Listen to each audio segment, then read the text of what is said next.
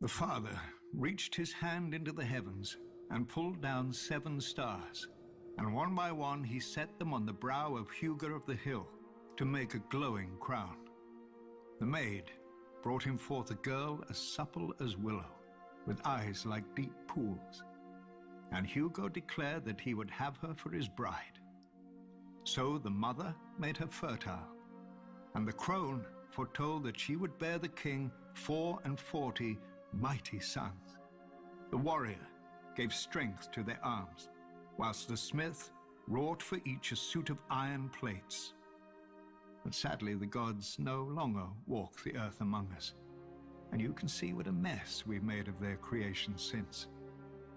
Yet we have hope. The gods didn't abandon us in silence, but gave us their holy words to guide us, collected in the oldest and holiest text of the faith of the seven-pointed star.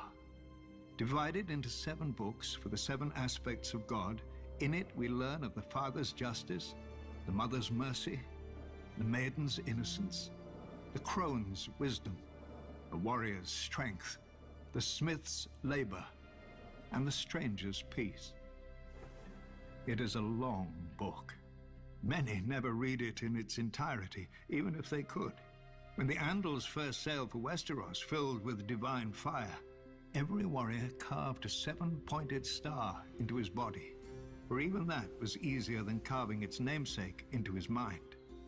Though one could perhaps argue that it wasn't the warriors, but the septons and septors, armed with the holy text of the 7-pointed star, who truly conquered Westeros.